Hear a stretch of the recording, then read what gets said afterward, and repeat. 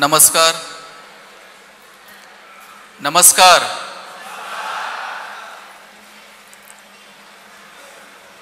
महिला मंडळी, आपापसातली कुजबूज थोडीशी बंद करा.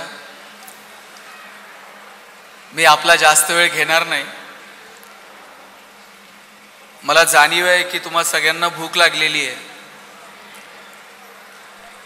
फक्त मोजक्या दोन गोष्टी मी तुमच्या समोर आज मांडणार आहे. या कार्यक्रमाला उपस्थित असणारे आजच्या कार्यक्रमाचे अध्यक्ष माजी वस्त्रोद्योग मंत्री माननीय प्रकाश अण्णा आवाडे साहेब, ज्यांच्या शुभ हस्ते या पुस्तकाचं प्रकाशन झालं, ते शिवाजी विद्यापीठ कोल्हापूरचे प्रकुलगुरू डॉक्टर PS पाटील साहेब, जे आजचे सत्कार मूर्ती आहेत, ते आपल्या सगळ्यांचे मार्गदर्शक DM बिरादार साहेब, व्यासपीठावर उपस्थित असणारे सर्व मान्यवर आणि उपस्थित सर्व बंधू आणि भगिनी. खरं तर आज तुम्ही सगळ्यांची भाषणं ऐकली असतील, पण मला विशेषतः त्यांच्या चिरंजीवाचं आणि कन्येचं भाषण जरा मी विशेष जाणीवपूर्वक मी जरा ऐकलं आणि व्यासपीठावरच्या सगळ्याच मंडळींच्या लक्षात आलं असेल, ही दोनही मुलं जेव्हा बोलत होती, चिरंजीवांनी सांगितलं की 61वा वाढदिवस जेव्हा साजरा करत होतो त्यावेळेस मी 20-21 वर्षाचा तरुण होतो आणि कन्या ज्यावेळेस बोलत होत्या तेव्हा त्यांना त्यांचे अश्रू अनावर झाले आणि ज्यावेळेस दिदी बोलत होती त्यावेळेस दोघांच्याही डोळ्यात पाणी होतं. माझा दावा आहे बरं का, इथं अनेक मुली पण आहेत आणि वडील पण आहेत. माझा दावा आहे, वडिलांचं जेवढं प्रेम मुलावर असतं ना, त्याच्यात थोडं तरी जास्त प्रेम मुलीवर असतं. मला काय तुमच्यात भांडण नाही लावायचे नाही. तुम्ही म्हणता कुणाला बोलवलंय ना आमच्यात जाता जाता, पण आपल्याला ते मान्य करावं लागेल. मुलांनी जर वडिलांना काही मागितलं, वडील म्हणणार 2 दिवस थांब, पगार होऊ दे, मग बघू. ताई काय नाही, त्याच्या हातात मोबाईल देऊन टाका. हल्ली तसंच करावं लागतंय. मुलांनी जर काही मागितलं तर वडील थांबायला सांगतील पगार होईपर्यंत, पण मुलीनं जर काही मागितलं, बापाला असं वाटतं कधी नेऊन देईल आणि कधी नाही. ज्या दिवशी मुलगी जन्माला येते ना, त्या दिवशी वडिलांच्या मनात 2 विचार चमकतात. एक मुलीचं शिक्षण आणि दुसरं मुलीचं लग्न. एक रुपया बाप तिच्यासाठी बाजूला काढून ठेवत असतो. स्वतः फाटलेली तुटलेली चप्पल घालल, मुलीला मात्र शाळेत जायला चांगले शूज घेऊन देईल. बाप फाटलेलं बनियन घालल, मुलीला मात्र चांगला ड्रेस घेऊन देईल. वडील सायकलवर कामाला जातील MIDCत, पोरीला कॉलेजला जायला गाडी घेऊन देतील, बसचा पास काढून देतील, तिच्या हॉस्टेलची फी भरतील. 10 मिनिट जर मुलीला कॉलेजवरून यायला उशीर झाला, 10 मिनिटात बाप 10 वेळा आईला विचारतो, कुठपर्यंत आली बघ, जरा फोन कर. वडील थेट मुलीला फोन पण लावत नाहीत, ते आईला विचारतात, कुठपर्यंत आली बघ. पोरीसोबत बाप थोडासा अंतर ठेवून असतो, पण त्याचं विशेष प्रेम असतं. मुलीच्या लग्नात तर बाप असा फेटाबिटा घालून मिरवत असतो. दिवसभर बापाची मान उंच असते. कन्यादान झालं ना, मग वडील मान खाली घालतात, जावायच्या हातात हात देतात आणि सांगतात, तळ हाताच्या फोडासारखी जपली, सांभाळून घ्या. दिवसभर बापाच्या डोळ्यात थेंब येत नाही, पण पोरीची गाडी एकदा निघून गेली ना, खांबाच्या पलीकडे जाऊन एकटाच रडतो तो बाप असतो. जगात तुम्हाला सगळ्या गोष्टी मिळतील साहेब, आईबाप कुठेही विकत मिळत नाही. मला आठवून सांगा, लहानपणी त्यांनी तुमचे वाढदिवस साजरे केले. आता पोरं कर्तृत्वान झाली, पोरानं वडिलांचा वाढदिवसाचा रुबाबात केलाय. सगळं गाव, सगळे मित्र कंपनी, सगळे जुने, सगळे त्यांचे मित्र बोलवले. आता त्याची परिस्थिती आहे, व्यवसायात सेट झाला, 2 पैसे कमवायला लागला, बापाचा वाढदिवस आनंदानं साजरा केला. आठवून बघा, जेव्हा तुमचा वाढदिवस त्यांनी साजरा केला असेल, परिस्थिती नसेल, 50-100 रुपयाचा कुठून तर केक आणला असेल, गल्लीतली पोरं गोळा केली असतील, त्यांना फरसान बिरसान काहीतरी, पैसे नव्हते या लोकांकडं, पण ही माणसं जबाबदाऱ्या स्वीकारायला तरबेज होती. पाटील साहेब, तुमची पिढी अशी होती, एक जण कोणतर घरात नोकरीला लागायचं, एक जण कोणतर व्यवसायात असायचं, बाकीचे 2 भाऊ गावाकडे शेती करायची. बरं, जे नोकरीला लागले ना, त्यानं फक्त त्याचं नाही बघायचं, त्यानं भावाला शेती घेऊन दे, त्याला पाईपलाईन करून दे, त्याच्या पोरांची शिक्षणं बघ, बहिणींचं शिक्षण बघ, त्यांचं लग्न बघ, त्यांच्या पोरींची शिक्षणं बघ. नवीन नवीन नोकरीला लागले. माझे वडील सर 2006ला मुख्याध्यापक म्हणून रिटायर झाले माध्यमिक शाळेवर. 2006ला त्यांचा रिटायरमेंटचा पगार 14,000 रुपये होता. आता रिटायरमेंटचा पगार जर 14,000 असेल, नोकरी किती रुपयाने सुरू झाली असेल? 200-500 रुपयाने यांच्या नोकऱ्या सुरू झाल्या असतील.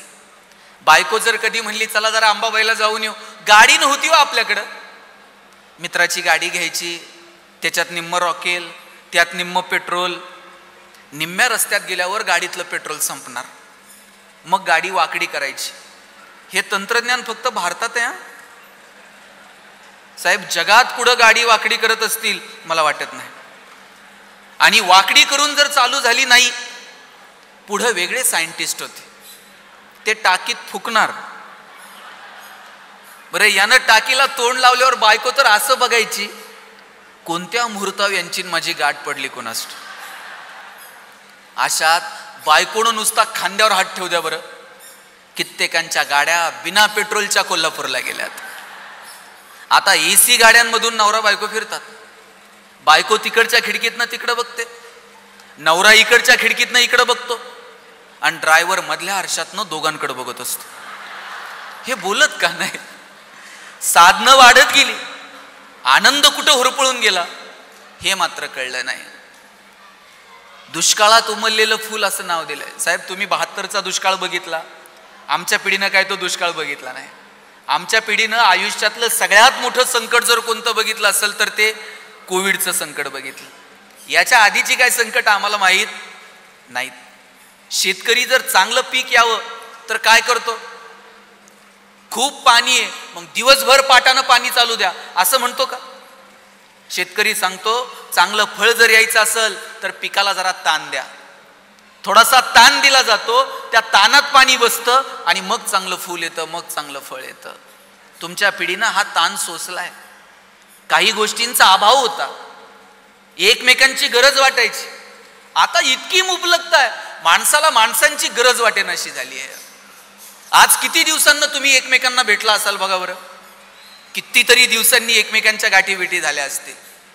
हल्ली कुणी कुणाकडे जात नाही, कुणी कुणाकडे मुक्कामी जायचा तर विषयच उरलेला नाही. माहेरी तरी 4 दिवस जाऊन मुक्कामी थांबलात असं आठवतंय का? आठवत पण नाही. आमच्या वडिलांची आत्या आमच्याकडे मुक्कामी यायची, आणि आत्या जर मुक्कामी आली ना, सगळं घर रात्रभर गप्पा मारत बसायचं. आत्या जर 2 दिवस थांबली आणि 3ऱ्या दिवशी जायला निघाली ना, सगळं घर तिला एसटीला वाटे लावायला जायचं. आत्या नुसती एसटीत बसली आणि तिनं खिडकीतनं हात केला ना, येते, तिनं येते म्हणायला उशीर हो, सोडवायला आलेल्या लोकांचे डोळे पाणावत होते. एवढी माणसं भावनिक होती. आता आम्ही कमालीचे बिझी आहोत. परवा तर एक जण मला म्हटला, मी इतका बिझी आहे, मला श्वास घ्यायला वेळ नाही. म्हणलं सोडून दे, श्वास घ्यायला वेळ नाही? आम्ही जगतो कशासाठी? मला सांगा, तरुण पुरी आज एकमेकीला भेटल्या ह्या कार्यक्रमात, काय गप्पा आहेत तुमच्या? 35-40च्या आतल्या मुली जर एकमेकीला भेटल्या, त्यांच्या गप्पा काय माहिती आहे? बाई, ही साडी कुठून घेतली, हे डिझाईन कुठे केलं? आणि 60 नंतरच्या आमच्या मावशा, आया, आज्या एकमेकीला भेटल्या, त्यांच्या गप्पा काय तो? बाई, गुडघे बरे आहेत का? टाचा काय म्हणतात? मुलं काय करतात? वयोमानानुसार आमचे प्रश्न आता बदलायला लागलेत.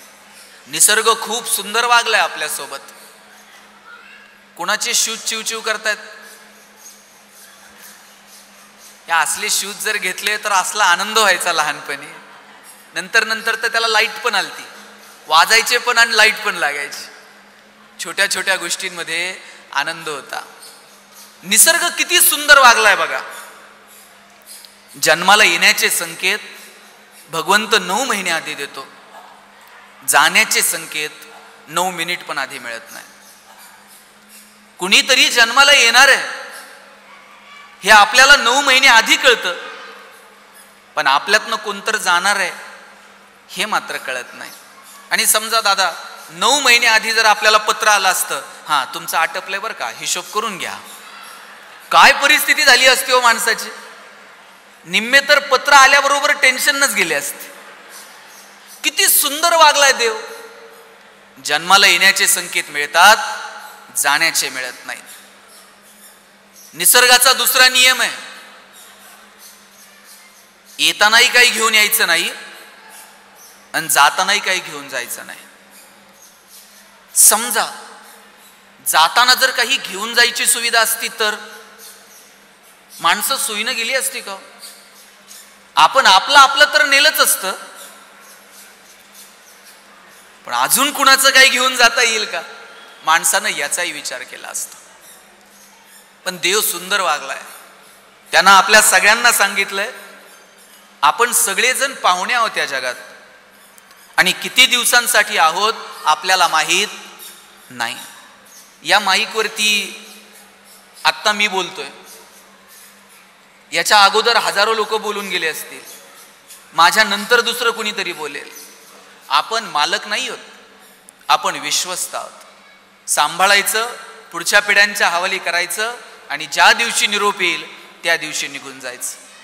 इतका साधा सरळ आणि सोपा अर्थ आपल्या जगण्याचा आहे. म्हणून जे क्षण वाट्याला येतील ते आनंदानं जगता येतील का? छोट्या छोट्या गोष्टींचा आनंद घेता येईल का? मला वाटतं या गोष्टीकडे थोडंसं लक्ष द्यावं. मुळात आपल्याला आनंदी राहायचं आहे का, हाच प्रश्न आहे. किती जणांना आनंदी राहायचंय, हात वर करा बरं. सगळ्यांना नाही, मी काय विचारलं, किती जणांना. हे सगळ्यांना म्हणलं का झालं? हात वर. ज्यांना ज्यांना आनंदी राहायचंय त्यांनी हात वर करा बरं एकदा. तुम्ही ऑलरेडी आहात का? सगळ्यांना आनंदी राहायचंय. मी दुसरा प्रश्न विचारतो, तुम्हाला आनंदी राहायचंय की तुम्ही आनंदी आहात हे जगाला दाखवायचंय?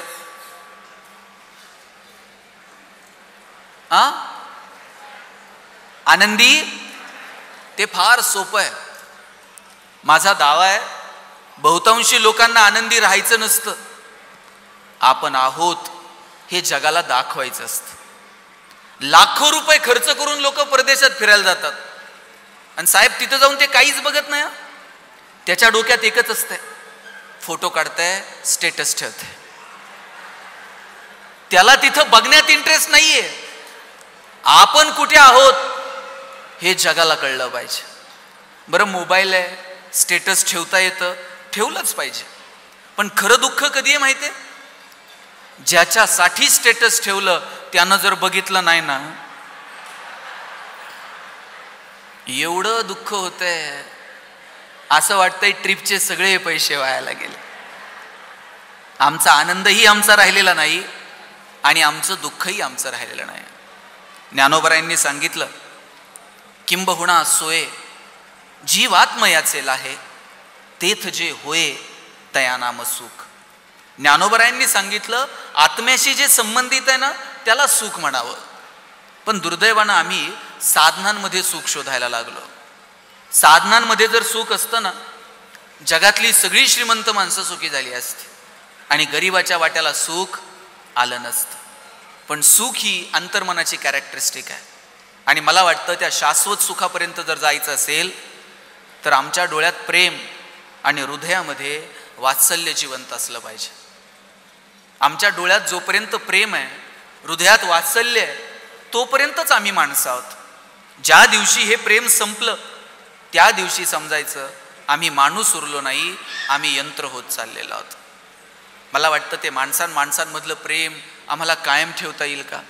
इथं अनेक मुली बसलेल्या आहेत, महिला बसलेल्या आहेत. मला सगळ्याजणी सांगा, तुमचं माहेर कुठपर्यंत? जोपर्यंत माहेरात आई वडील आहेत तोपर्यंत. तुम्ही आज आईला फोन करा, आई मी उद्या येते बरं का, रात्रभर तर ती झोपतच नाही. सकाळी उठल्याबरोबर पहिला फोन, उठली का, आवरलं का, निघाली का, गाडीत बसली का, जागा मिळाली का, उतरली का. तुम्ही उमऱ्यात जायला उशीर, ती पटकन उमऱ्यापाशी पळत येते, भाकरीचा तुकडा वळून टाकते, पाणी वळून टाकते, जवळ घेते, तिचे ओढ गालावर लावते. 2 दिवस जर तुम्ही माहेरी थांबलात आणि 3ऱ्या दिवशी तुम्ही सासरी जायला निघालात, तुमच्या आईनं तुमची पिशवी कधी रिकामी पाठवली का? शेंगा घेऊन जा, वांगे घेऊन जा, दूध घेऊन जा, भाजी घेऊन जा, पापड करून ठेवलेत, लोणचं घालून ठेवलंय, कुरड्या करून ठेवल्यात, वडे तोडून ठेवलेत. सासरी काय मिळत नाही, सासरी सगळं मिळतं, पण आईला वाटतं पुरीची पिशवी कधी रिकामी जाऊ नये. लेकुराचे हित वाहे माऊलीचे चित्त, ऐसे कळवळ्याची जाती करी लाभाविन प्रीती. कोणत्याही लाभाची अपेक्षा न करता तुमच्यावर ओतप्रोत प्रेम करणारी या जगात जर कोण असेल तर तुमची आई आणि तुमचे वडील आहेत. आपलं बालपण कधी संपतं माहिती आहे साहेब? कुणी म्हणेल शाळेत गेल्यावर संपतं, कुणी म्हणेल कॉलेजला गेल्यावर संपतं. मी म्हणतो तुम्ही म्हातारे झालात ना तरी तुमचं बालपण संपत नाही. बालपण तेव्हा संपतं जेव्हा आई जाते. आई गेली का समजायचं आपलं बालपण संपलं. पोरींची तर हसायची, रुसायची, फुगायची, भांडायची, चिडायची, रागवायची सगळी जागा जर कोणती असते तर ती त्यांची आई असते. माझी विनंती आहे कार्यक्रमाच्या निमित्तानं, दादा तू ज्या पद्धतीनं आईवडिलांचा हा सन्मान केला, त्यांच्याविषयी कृतज्ञता व्यक्त केली, माझी इथं बसलेल्या सगळ्या तरुण पोरांना विनंती आहे, ही माणसं जोपर्यंत आहेत ना आपल्यात तोपर्यंत त्यांना जपा, तोपर्यंत त्यांचं कौतुक करा, तोपर्यंत त्यांच्याविषयी कृतज्ञता व्यक्त करा आणि त्यांना सांगा आई तू जन्म दिला म्हणून जग बघायला मिळालं, बाबा तुम्ही लहानाचं मोठं केलं म्हणून इथपर्यंत आम्ही येऊ शकलो. ही वेळ आहे त्यांच्याविषयी कृतज्ञता व्यक्त करण्याची. आपण गेल्यावर बॅनर लावतो, काय कळतंय हो कुणाला? आहेत तोपर्यंत बोला, आहेत तोपर्यंत त्यांच्या हातात हात द्या. जोपर्यंत स्पर्श आहेत ना तोपर्यंत नाती आहेत. ज्या दिवशी स्पर्श संपले त्या दिवशी नाती संपली. म्हणून आई बापासोबत आपला स्पर्श आहे का? माझं तरुण पोरांना विचारायचंय, जरा आठवून बघा बरं, जिच्या पोटात आपण 9 महिने होतो तिला शिवून किती दिवस झाले? तिच्या श्वासातून आपण श्वास घेतलाय, तिला शिवलेलं सुद्धा आठवत नाहीये. ज्या बापानं बोटाला धरून चालायला शिकवलं त्या वडिलांच्या पायाला हात लागून किती दिवस झालेत आठवत सुद्धा नाही. घरातून बाहेर पडताना आईच्या पायावर डोकं ठेवा, काळीच काढून देते, माझं आयुष्य पण तुला लागू दे म्हणते. बापाच्या फक्त पायाला हात लावा, बाप असा पाठीवर थाप मारतो, पठ्ठ्या सुखात राहा. कुठून आणायचे हे स्पर्श? जोपर्यंत माणसं आहेत तोपर्यंत संवाद, सहवास आणि स्पर्श. तुमच्याकडे जर अशी म्हातारी माणसं आहेत तर त्यांना जपा. घरातली म्हातारी माणसं ट्यूबलाईट इतका प्रकाश देत नाहीत, पण त्यांचं देवघरात निरंजनासारखं तेवत राहणं महत्वाचं असतं. ते विझून गेलं ना मग त्या लोकांची किंमत कळायला लागते. जोपर्यंत ही माणसं आपल्यामध्ये आहेत तोपर्यंत त्यांना जपा. आजीचा सगळा संसार करून झालाय, आजीची शेवटची मैत्रीण जर कोण असेल तर तिची नात आहे. नातवाला तर अजून जग बघायचंय, ते कसं आजोबांसारखं सफारी बिपारी घालून आलंय आज. नातवाला तर अजून जग बघायचंय. नातवाचा पहिला मित्र जर कोण असेल तर त्याच्या आजोबा असतात. आजी आजोबा कुठंच मिळत नाहीत. आजीनंच जवळ घ्यायचं असतं, रामकृष्ण सांगायचे असतात, आजोबांनीच खांद्यावर घ्यायचं असतं, सगळं गाव मिरवायचं असतं. नशिबान आहेत ती पोरं ज्यांना आजी आजोबांचा सहवास लाभला. माझा एक मित्र आहे, तो त्याच्या आजीची गोष्ट सांगायचा. मी ती गोष्ट तुम्हाला सांगणार आहे, तुमचा जास्त वेळ घेणार नाही. ती गोष्ट ऐकली की तुम्हाला असं वाटेल अरे आपली आजी पण अशीच काही होती. इथं जी माणसं बसलेली आहेत ना यांनी ती आजी अनुभवली असेल. तो सांगायचा, नोकरीच्या निमित्तानं आम्ही शहरात आलो, आजी आजोबा मात्र गावी राहिले. पण वडिलांनी ठरवलं होतं काही झालं तरी नातवांची आणि त्यांच्या आजी आजोबांची गाठभेट झाली पाहिजे. दर दिवाळीला गावी घेऊन जायचे. इकडचा सूर्य तिकडं उगवेल पण दिवाळी मात्र पक्की गावाकडं. आजी डोळ्यात प्राण आणून आमची वाट बघायची. नऊवारी लुगडं घातलेलं, चुळीला गाठण मारलेली, कमराला एक पिशवी खोवलेली, कपाळावरती भलं मोठं कुंकू, आणि सगळी नातवंड आली की वर्षभर साठवलेले ₹2 करत करत नातवांच्या हातावर 100-200 रुपये वाटून टाकायचे. तो लिहितो, तुकतुकी चेहऱ्याची आजी आमच्या दृष्टीनं जगातली सगळ्यात श्रीमंत बाई होती. संध्याकाळी वाड्याच्या समोर तळवट टाकायचा, 5-50 नातवांचा जथ्था जमायचा, सगळी पोरं अशी तिथं झोपायची. वाड्यामध्ये कापसाच्या उशा 2-5, ज्या नातवाच्या मनगटात रग त्याला उशी मिळायची, मला कधीच मिळाली नाही. रांजणाच्या कोपऱ्यात जाऊन मी रडत बसायचो, तशी आजी यायची आणि उचलून घेऊन जायची.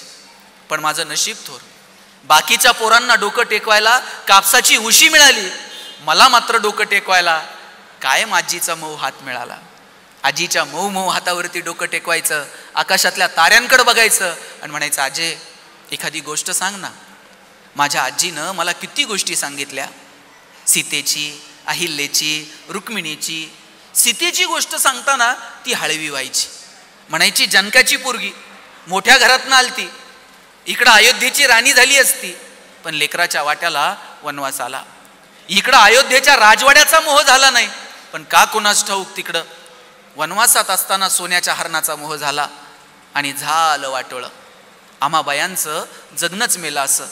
कशाचा हट्ट धरायचा नाही आणि कसला हट्ट धरला का झालं. कॉलेजला पुण्यात आलो. एका खोलीमध्ये मी आणि माझा मित्र राहायचो.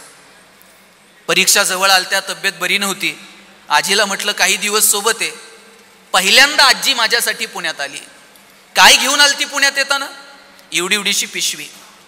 काय होतं त्या पिशवीत? 2 जुनी लुगडी, केस विसरायची फणी, कुंकाचा करंडा, मेणाची डबी, हरिपाठाचं पुस्तक आणि छोटासा आरसा. एवढ्याशा खोलीचं तिनं घर करून टाकलं. दारामध्ये 4 टिपक्यांची रांगोळी काढायची आणि संध्याकाळी तिथंच दिवा लावायची. आम्ही अभ्यासाला बसलं का शेजारच्या खोलीमध्ये जाऊन हरिपाठ म्हणत बसायची. परीक्षा झाल्या, पेपर झाले, तब्येतही बरी होती. वडिलांचा फोन आला, 4 दिवसांनी आजीला घ्यायला येतो. म्हटलं चला आजीला जरा पुणे फिरू. 2 व्हीलरवरती बसून दिवसभर पुणे फिरवलं. संध्याकाळी सारसबागेत भेळ खाल्ली. रात्री लक्ष्मी रोडला बर्फाचा गोळा खाताना लाल झालेले तिचे ओठ खोलीवर आल्यावर तिच्या छोट्याशा आरशात तिला दाखवले, तेव्हा ती खुदकन हसली. आजीला एवढा हसताना कधी बघितलं नव्हतं. कायम आजोबांच्या धाकात राहिली. डोळे मोठे केले तरी वाडा चिडीत चूप. आज मात्र आजी हसत होती. आजीला म्हटलं, आजी तुझ्यासाठी मी नवी कोरी साडी आणली आहे, जरा नेसते? तशी आजी म्हटली, मी नाही. गावाकडे गेलं ना मोठ्या जाऊबाईला घडी मोडायला देईल आणि तिनं एकदा घडी मोडली का मग मी नेसेल. जुन्या बायकांना विचारा, नवऱ्यानं जर कधी साडी आणली तर बाई पहिल्यांदा स्वतः नेसत नव्हती. आधी घरातल्या कोणातरी एखाद्या मोठ्या बाईला घडी मोडायला द्यायची आणि मग हिनं नेसायची. आता तरुण पोरींला घडी मोड हा शब्द तर माहित आहे का? आणि आपण आता कुणी साडी आणल्यानंतर कुणाला घडी मोडायला देतो का? आता लगेच नेसायची, लगेच सेल्फी आणि लगेच स्टेटस, आणि दिवसभर बघायचा कुणी कुणी बघितलंय, कुणी कुणी बघितलंय.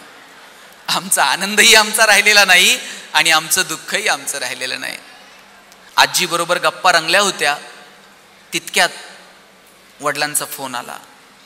खरं तर 4 दिवसांनी मी घ्यायला येणार होतो, पण थोडी गडबड कर आणि लगेच नगरला यायला निघ. नगरच्या स्टँडवरती मी घ्यायला येतो. म्हटलं बाबा एवढी का गडबड करता? तेव्हा वडिलांनी सांगितलं, आजोबा गेले. आजीला कोणत्या तोंडानं सांगू? आजीला म्हटलं, आजोबांची तब्येत जरा बरी नाही, आपल्याला निघायचंय.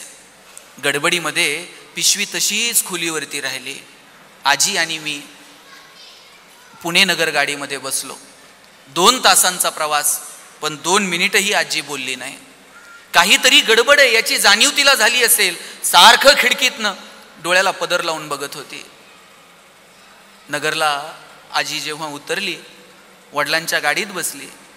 गाव जसं जसं जवळ आलं तसा तसा तिचा वाढलेला श्वास कानापर्यंत ऐकायला येत होता. वाड्याच्या समोरची गर्दी बघितली आणि मग मात्र आजीनं टाहो फोडला. पहिल्यांदा आजीला मी एवढं रडताना बघितलं. आजोबा गेले, आजी एकटी राहिली. काही दिवसानं खोलीवर राहिलेली पिशवी मी तिच्यासाठी घेऊन आलो आणि म्हटलं, आजी तुझी पिशवी तशीच गडबडीत खोलीवर राहिली. आजीनं ते सामान खाली टाकलं. मेणाची डबी, कुंकाचा करंडा, हरिपाठाचं पुस्तक.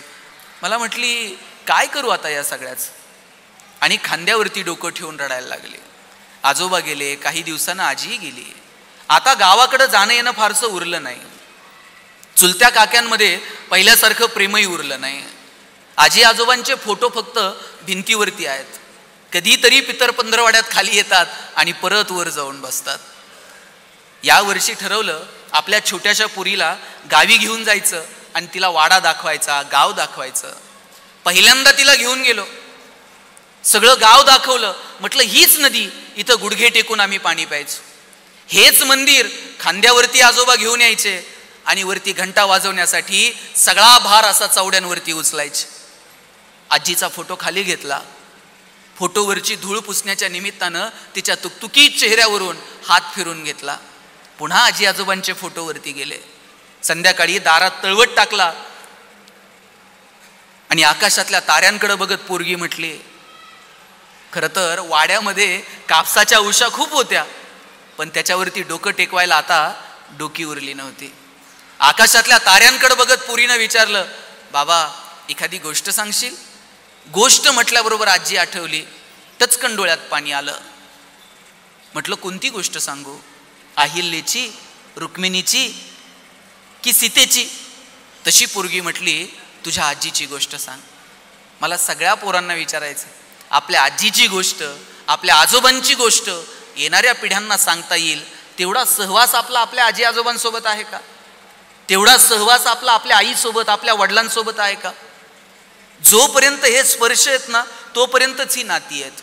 ज्या दिवशी स्पर्श संपले त्या दिवशी नाती संपली. ज्यांच्याकडं आई वडील शिल्लक आहेत त्यांना जपा. ढगाळ गेलेला सूर्य परत बघायला मिळतो, मातीआड गेलेली माणसं परत पाहायला मिळत नाहीत. ज्यांच्या नशिबात अशी माणसं आहेत त्यांनी त्यांच्या जगण्याचा उत्सव करा. लहानपणी 1-1 रुपया साठवून त्यांनी आपले वाढदिवस साजरे केलेत. आता पोरानं आणि पोरीनं आईबापाचा असा वाढदिवस साजरा करावा, त्यांच्याविषयी कृतज्ञता व्यक्त करायची, याच्यापेक्षा काय अपेक्षित असतं आईला वडिलांना? आत्तापर्यंत दादाची ओळख साहेबांचा, DM साहेबांचा मुलगा अशी ओळख असेल. आता ज्या दिवशी तुमच्या नावानं आई वडील ओळखले जातील ना, अरे ते इंडस्ट्रियलिस्ट आहेत ना, त्यांचे बाबा आहेत बरं का, आमची दिदी आहे ना तिची आई आहे बरं का, ज्या दिवशी पोरांच्या नावानं आईबाप ओळखले जातात, याच्यापेक्षा दुसरा आनंद आईबापाच्या आयुष्यात नसतो. इतकं कर्तृत्व करा की तुमच्या नावानं साहेबांची ओळख झाली पाहिजे, तुमच्या नावानं तुमच्या आईची ओळख झाली पाहिजे. यापेक्षा दुसरा आनंद नाही. मला आपला जास्त वेळ घ्यायचा नाही, फक्त एकच गोष्ट सांगायची आणि थांबायचं आहे. आयुष्य खूप सुंदर आहे. त्या सुंदर आयुष्याचा मनापासून आनंद घ्यायला शिका. पैसे बिसे मजबूत कमवा, फक्त मिळवलेले पैसे योग्य ठिकाणी खर्च करायची दानत पण ठेवा. विंदा करंदीकरांची कविता आहे, देणाऱ्यानं देत जावं, घेणाऱ्यानं घेत जावं, आणि घेता घेता एक दिवस देणाऱ्याचे तोडून घ्यायचे त्याच्या हात. त्याच्या हातामध्ये जी देण्याची दानत आहे ती आमच्या हातामध्ये आली पाहिजे. हिरव्या पिवळ्या डोंगरांकडून हिरवी पिवळी शाल घ्यावी, सह्याद्रीच्या कड्याकडून छातीसाठी ढाल घ्यावी, वेड्या पिसा ढगांकडून वेडे पिसे आकार घ्यावेत, मातीमधल्या प्रश्नासाठी पृथ्वीकडून हुंकार घ्यावेत, उसळलेल्या दर्याकडून पिसळलेली आयाळ घ्यावी, आणि शांत वाहणाऱ्या भीमेकडून तुकोबाची माळ घ्यावी. देणाऱ्यानं देत जावं, घेणाऱ्यानं घेत जावं, आणि घेता घेता एक दिवस देणाऱ्याचे हात घ्यावेत. साहेब, आमच्याकडे एक जण आहे, इतके पैसे आहेत त्याच्याकडं, पण खर्च करत नाही. कुणी आजारी पडलं तर घाईघाई दवाखान्यात नेत नाही, कधी कुणाला नवे कपडे आणत नाही, पण गड्यानं सोन्याची वीट घरात पुरून ठेवली. दर रविवारी उठतंय, उकरतंय, हायका नाही बघतंय, आणि परत पुरून ठेवतंय. मागच्या रविवारी उठला, उकरलं, वीट गेली ना चोरीला. पोलीस स्टेशनला गेला, म्हणला माझी सोन्याची वीट चोरीला गेली. पोलीस म्हणले, तुझ्याकडं बघून तर वाटत नाही तुझ्याकडं सोन्याची वीट असेल. हे म्हणतंय, माझ्या पंजानं माझ्या आजोबांना दिली, त्यांनी माझ्या वडिलांना दिली, त्यांनी मला दिली. म्हणले, तू काय केलं? म्हणले, मी जपून ठेवली होती पुरून. दर रविवारी उठायचो, उकरायचो, हाय का नाही बघायचो, परत पुरून ठेवायचो. या रविवारी उठलो साहेब आणि वीट चोरीला गेली. पोलीस म्हणले एवढंच आहे ना, उद्या ये, तुझी वीट सापडून देऊ. दुसऱ्या दिवशी हे पोलीस स्टेशनला गेलं. पोलिसांनी याच्या हातात दगडाची वीट दिली. हे म्हणते अहो माझी सोन्याची होती तुम्ही दगडाची देता. पोलीस म्हणले सोन्याची असू नाही तर दगडाची, तुला काय फरक पडतो, तुला काय करायचंय? तुला जर पुरूनच ठेवायचे आणि उकरूनच बघायचे. आपण काय करत आहोत? जे आहे त्याचा आनंद सुद्धा घ्यायला शिका. किसी को कामयाबी में सुकून नजर आया तो दौड़ते रहे, किसी को सुकून में कामयाबी नजर आई तो ठहर गए. ख्वाहिशों की बोझ में तुम क्या क्या कर रहे हो बशर, इतना तो जीना भी नहीं जितना तुम मर रहे हो. आपल्याला आयुष्यातल्या छोट्या छोट्या गोष्टींचा आनंद घेता आला पाहिजे. शेवटचं 1 मिनिट घेतो. मला आठवतंय साहेब, तुम्ही तुमच्या परिस्थितीचं वर्णन केलं. कुलगुरू साहेब, आमचं घर पत्र्याचं होतं. कॉलनीत सगळ्यांची घरं स्लॅबची होती, आमचं एकटंच पत्र्याचं. मी आईला म्हणायचो, आई सगळ्यांची घरं स्लॅबची, आपलंच पत्र्याचं का? ती म्हणायची तुझे वडील शिक्षक आहेत म्हणून घर पत्र्याचं. म्हणलं शासनाचा GR आहे का शिक्षकांनी स्लॅबची घरं बांधायची नाही? ती म्हणायची तू नशीबवान आहेस पत्र्याच्या घरात जन्माला आला. म्हटलं का? ती म्हणायची बघ, घर गरम व्हायला लागलं का तुला कळतं उन्हाळा सुरू झालाय, घर गळायला लागलं का तुला कळतं पावसाळा सुरू झालाय. शेजारच्या स्लॅबच्या घरात उन्हाळा कळत नाही, पावसाळा कळत नाही. खास ऋतूंची ओळख व्हावी म्हणून भूगोल शिकवणाऱ्या तुझ्या बापानं असलं मॉडेल उभं केलंय म्हणायची. पैसे नव्हते, आनंद मात्र भरभरून होता. लवंगी फटाकड्याचा पुडा जर आणला ना दिवाळीला, अख्खी लढ कधी एकखटी वाजवली नाही. एक एक फटाका सुट्टा करून वाजवण्यातली मजा काय असते ती जवळून अनुभवली. पैसे नसतील पण जे क्षण येतील ते आनंदानं जगा. आज 78वा वाढदिवस साजरा करत आहोत. लवकरच 100वा वाढदिवस साजरा करण्याची संधी आपल्या सगळ्यांना मिळो अशी अपेक्षा पंढरीच्या पांडुरंगा चरणी आणि अंबाबाईच्या चरणी करतो. तुम्हाला खूप साऱ्या शुभेच्छा देतो आणि थांबतो. रामकृष्ण हरी.